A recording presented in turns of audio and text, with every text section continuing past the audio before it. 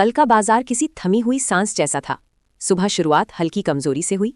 निवेशकों के मन में सवाल था, क्या गिरावट फिर से गहराएगी या आज वापसी होगी।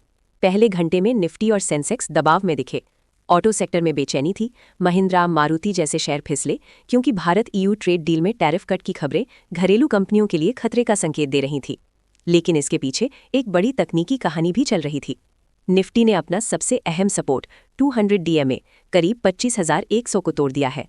यही वजह है कि बाजार अभी सेल ऑन राइज मोड में है।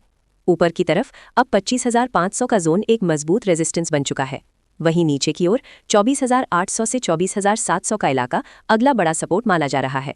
इतना ही नहीं, निफ्टी अपने शॉर्ट टर्म एवरेज से भी नीचे ट्रेड कर रहा है।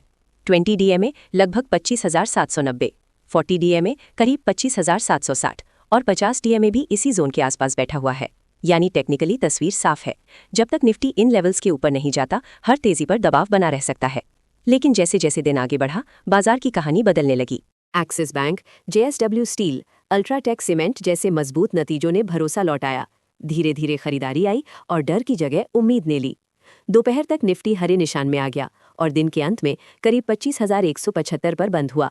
सेंसेक्स भी 300 अंकों से ज्यादा उछलकर 81,800 के पार निकल गया।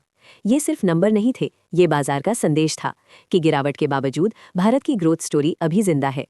बैंकिंग और मेटल शेयरों ने बाजार को सहारा दिया। एनटीपीसी, एक्सिस बैंक, अडानी समूह जैसे नाम चमके। हालांकि हर सेक्टर खुश नहीं था। ऑटो और कुछ एफएमसीजी शेयर अब भी दबाव में रहे। यानी बाजार साफ कह रहा था, ये अंधी तेजी नहीं है, ये सोच समझकर की गई खरीदारी है। कल का सेशन हमें एक बात सिखाता है, मार्केट कभी सीधी रेखा में नहीं चलता। कभी डर हावी होता है, कभी उम्मीद। और जो निवेशक इन उतार चढ़ाव के बीच चार्ट को पढ़ना सीख लेता है, सपोर्ट और रेजिस्टेंस को समझता है, वही असली विजेता बनता है। क्योंकि मार्केट गिर सकता है, लेकिन मौके कभी खत्म नहीं होते।